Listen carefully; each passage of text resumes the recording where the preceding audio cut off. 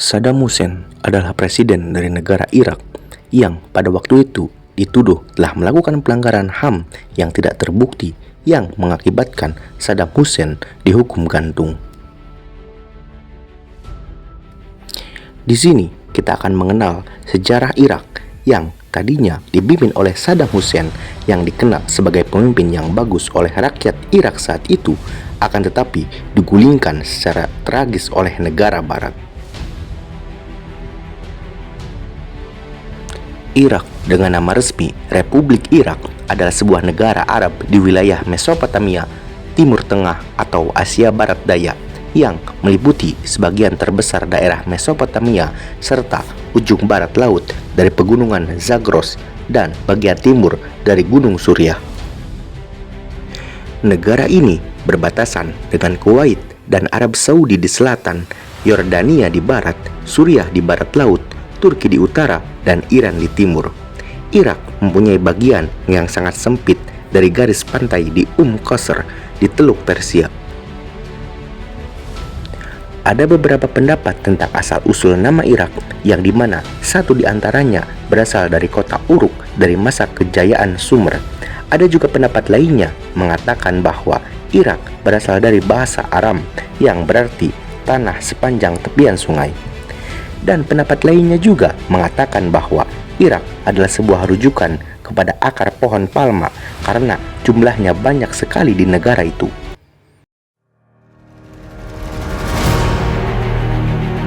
Di bawah Kekaisaran Sasania dinamai Irak Arabi yang merujuk ke bagian dari wilayah barat daya Kekaisaran Persia yang kini merupakan bagian dari Irak Selatan. Al-Irak adalah nama yang digunakan oleh orang-orang Arab sendiri untuk daerah ini sejak abad ke-6. Secara historis, Irak dikenal sebagai Mesopotamia yang secara harfiah berarti di antara dua sungai dalam bahasa Yunani. Tanah ini menjadi tempat kelahiran peradaban pertama dunia yang dikenal, yaitu budaya Sumeria diikuti dengan budaya Akkadia, Babilonia, dan Asyur yang pengaruhnya meluas ke daerah-daerah tetangganya sejak sekitar 5000 sebelum Masehi. Peradaban-peradaban ini menghasilkan tulisan tertua dan sebagian dari ilmu pengetahuan, matematika, hukum, dan filsafat yang pertama di dunia, hingga menjadikan wilayah ini pusat dari apa yang umumnya dikenal sebagai buayan peradaban. Peradaban Mesopotamia mendominasi peradaban-peradaban lainnya pada zamannya. Pada abad ke-6 sebelum Masehi, wilayah ini menjadi bagian dari Kekaisaran Persia di bawah Quraisy Agung selama hampir 4 abad, sebelum ditaklukkan oleh Alexander Agung dan tetap berada di bawah kekuasaan kerajaan Makedonia selama hampir 2 abad. Sebuah suku bangsa Iran dari Asia Tengah yang bernama Parthia kemudian merebut wilayah ini, diikuti dengan dinasti Sassanid Persia selama 9 abad hingga abad ke-7. Di awal abad ke-7, Islam menyebar ke daerah yang sekarang bernama Irak. Sepupu sekaligus menantu Nabi Muhammad, yaitu Ali bin Abi Thalib, memindahkan ibu kota di Kufah, di mana ia menjadi Khulafaur Rasyidin yang keempat. Bani Umayyah yang berkuasa dari Damaskus pada abad ke-7 menguasai provinsi Irak. Baghdad, ibu kota Khilafah Abbasiyah, adalah kota utama bagi dunia Arab dan Islam selama 5 abad. Pada tahun 1258, Baghdad dihancurkan oleh bangsa Mongol. Kesultanan Utsmaniyah mengambil alih Baghdad dari Persia pada tahun 1535. Akan tetapi, Utsmaniyah kehilangan Baghdad ke dinasti Safawi Persia pada tahun 1509 dan akhirnya mengambilnya kembali pada tahun 1632. Kekuasaan Utsmaniyah atas Irak berlangsung hingga Perang Dunia I saat Kesultanan Utsmaniyah berada bersama Kekaisaran Jerman dan Blok Sentral. Pemerintahan Utsmaniyah berakhir dengan Perang Dunia I. Setelahnya kerajaan Inggris mengelola mandat Irak bersama dengan monarki Hashimiyah yang memerintah sendiri secara nominal yang diketuai oleh Raja Faisal I. Kerajaan Irak akhirnya diberikan kemerdekaan penuh pada tahun 1932 di bawah ketentuan perjanjian Anglo-Irak yang ditandatangani oleh Komisaris Tinggi Perancis dan Perdana Menteri Irak Nuri al-Said 2 tahun sebelumnya. Pada saat Revolusi 14 Juli yang juga dikenal sebagai kudeta militer Irak 1958 adalah kudeta yang terjadi pada tanggal 14 Juli 1958 di Irak yang mengakibatkan tergulingnya Raja Faisal II dan digulingkannya kerajaan Irak yang dipimpin oleh Hashemid.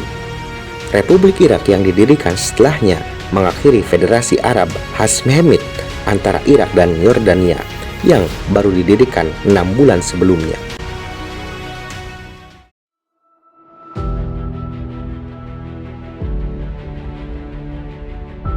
Saddam Hussein dilahirkan di kota Al-Auja, 13 km dari kota Tikrit di segitiga Sunni dalam sebuah keluarga gembala.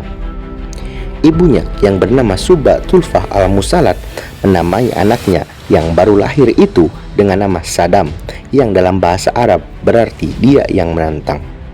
Saddam Hussein tak pernah mengenal ayahnya, yaitu Hussein Abdul Majid yang menghilang 6 bulan sebelum Saddam dilahirkan. Sebelum Saddam Hussein dilahirkan, kakak Saddam yang berusia 13 tahun meninggal dunia karena kanker, sehingga ibunya mengalami depresi hebat pada bulan-bulan terakhir kehamilannya. Ibunda Saddam berusaha membatalkan kehamilannya dengan mencoba melakukan bunuh diri, akan tetapi hal itu tidak terjadi. Bayi Saddam kemudian dikirim ke keluarga paman ibunya, yaitu Khairullah Tolfah, hingga ia berusia 3 tahun. Di saat Saddam Hussein sebagai wakil presiden di bawah jenderal yang sakit, yaitu Ahmed Hassan al-Bakr, dan pada saat banyak kelompok dianggap mampu menggulingkan pemerintah, Saddam Hussein menciptakan pasukan keamanan yang mengontrol konflik antara pemerintah dan angkatan bersenjata dengan ketat. Pada awal 1970-an, Saddam Hussein menasionalisasi Iraq Petroleum Company dan bank-bank independen yang pada akhirnya membuat sistem perbankan bangkrut karena inflasi dan kredit macet. Sepanjang tahun 1970-an, Saddam Hussein mengkonsolidasikan otoritasnya atas aparat pemerintah karena uang minyak membantu ekonomi Irak yang tumbuh pesat. Posisi kekuasaan di negara itu sebagian besar diisi oleh Sunni Arab minoritas yang hanya 1/5 dari populasi. Saddam Hussein secara resmi mengambil alih kekuasaan pada tahun 1979 meskipun dia telah menjadi kepala Irak secara de facto selama beberapa tahun. Dia menekan beberapa gerakan, khususnya gerakan Syiah dan Kurdi yang masing-masing berusaha menggulingkan pemerintah atau memperoleh kemerdekaan dan mempertahankan kekuasaan selama perang Iran-Irak dan Perang Teluk. Dia menjalankan pemerintahan otoriter yang represif yang digambarkan oleh beberapa analis sebagai totaliter, meskipun penerapan label itu telah diperdebatkan. Aturan Saddam Hussein ditandai oleh banyak pelanggaran hak asasi manusia, termasuk diperkirakan 250.000 pembunuhan sewenang-wenang dan invasi berdarah ke negara tetangga Iran dan Kuwait. Saddam Hussein disingkirkan oleh Inggris dan Amerika Serikat lewat sebuah invasi pada tahun 2003. Invasi ini dilakukan dengan alasan bahwa Saddam Hussein mengembangkan senjata pemusnah massal dan karenanya dianggap tergolong pihak yang melakukan serangan pada 11 September 2001 ke gedung World Trade Center atau gedung WTC di New York. Ketika itu, menara kembar WTC runtuh akibat ditabrak 2 pesawat, sementara sebuah pesawat lain menerjang Departemen Pertahanan Amerika Serikat atau Pentagon. Kemarahan Presiden George Bush dilampiaskan dengan menginvasi Afghanistan dan Irak. Rejim Taliban di Afghanistan jatuh, demikian dengan Saddam Hussein di Irak. Keduanya dianggap sebagai sponsor teroris global. Sistem pemerintahan di Afghanistan pun berganti, demikian juga di Irak. Saddam Hussein yang pada waktu itu bersembunyi di bunker bawah tanah ditangkap oleh pasukan gabungan Amerika Serikat pada 13 September 2003 dan sistem pemerintahan juga berganti dengan pemerintahan sementara yang dipimpin Ibrahim Al-Jafari. Jalal Talabani dari suku Kurdi dipilih sebagai pimpinan negara dan Saddam Hussein mulai diadili pada 19 Oktober 2005. Ia didakwa memerintahkan pembunuhan terhadap hampir 150 orang di kota dengan mayoritas Muslim Syiah pada tahun 1982, menyusul upaya pembunuhan yang gagal terhadap Saddam Hussein. Setelah melakukan mogok makan, pada 7 Juli 2006, ia menghadiri sidang pengadilan yang digelar pada 26 Juli 2006 di zona hijau Baghdad, Irak. Pada 5 November 2006, Saddam Hussein dijatuhi vonis hukuman mati dengan digantung atas keterlibatannya dalam kasus di Duzail tersebut.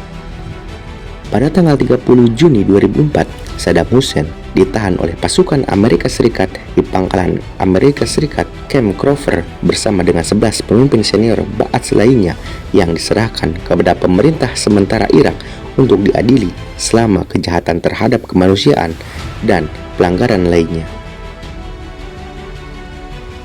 Beberapa minggu kemudian, dia didakwa oleh pengadilan khusus Irak dengan kejahatan yang dilakukan terhadap penduduk Duzail pada tahun 1982, menyusul percobaan pembunuhan yang gagal terhadapnya, tuduhan khusus termasuk pembunuhan 148 orang, penyiksaan wanita dan anak-anak, dan penangkapan ilegal 399 orang lainnya. Di antara banyak poin utama persidangan adalah Saddam dan para pengacaranya menggugat otoritas pengadilan dan menyatakan bahwa dia masihlah penjabat sebagai presiden Irak. Yang kedua, pembunuhan dan percobaan pembunuhan beberapa pengacara Saddam Hussein. Dan yang terakhir yaitu penggantian hakim ketua di tengah persidangan. Pada tanggal 15 November 2006, Saddam dinyatakan bersalah atas kejahatan terhadap kemanusiaan dan dihukum mati dengan cara digantung. Saudara tiri Saddam, Barzan Ibrahim dan Awad Hamed al-Bandar, kepala pengadilan revolusi Irak pada tahun 1982, dihukum karena tuduhan serupa. Putusan dan hukuman keduanya diajukan banding, tetapi kemudian ditegaskan oleh Mahkamah Agung Irak.